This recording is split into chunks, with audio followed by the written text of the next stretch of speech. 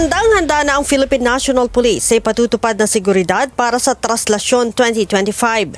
Katunayan, kahapon ng hapon ay nag-deploy na ang iba't ibang law enforcement agency ng mga tauhan para magbantay sa Quirino Grandstand. Kabilang dyan ang mga tauhan ng Bureau of Fire, Armed Forces of the Philippines, Metropolitan Manila Development Authority, local government units at religious organization. Sa send-off ceremony, sinabi ni PNP Chief Police General Romel Francisco Marbil na sama-sama nilang pagtutulungan ang pagbabantay para masigurong maidaraos ng ligtas ang traslasyon. Magtulungan po tayo, ipadama po natin sa buong mundo at sa ating bayang Pilipinas na dito po sa bansang Pilipinas, nagkakaisa po tayo na mapaayos po natin ang any event na mangyayari sa atin. Ipinunto din ng General ang kahalagahan ng pagsiserbisyo publiko, profesionalismo at paggalang habang ipinatutupad ang seguridad.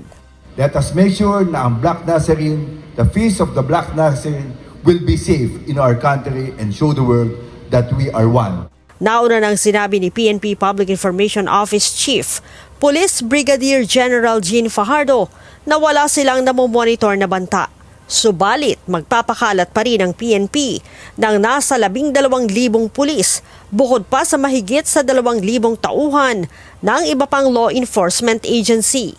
Magtatalaga din aniya sila ng mga pulis na nakasibilyan upang humalo sa mga deboto sa prosesyon. Doon po sa ACG, they will be primarily utilized for intelligence monitoring not only doon po sa cyberspace with respect po sa ACG, doon naman po sa ating IG ay doon po sa physical intelligence gathering on the day of the traslasyon. And of course, kung meron po tayo mga namomonitor po na mga banta that may somehow disrupt po yung traslasyon. But sa ngayon po ay wala po tayong namomonitor na anumang seryosong banta. At syempre yung ating mga intelligence operatives ay mga nakasibilyan po yan at halo po doon po sa ating mga participants po ng traslasyon at magmamasid po sila doon para kung may mga namomonitor po sila ay mabilis na i-report po doon sa mga unipormadong pulis po natin na nakadeploy.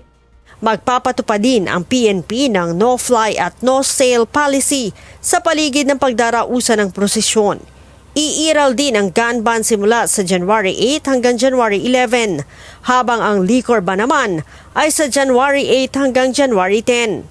Panawagan ng PNP sa mga dadalo, bawal ang pagdadala ng backpack o bag, payong, plastic at babasaging water bottle.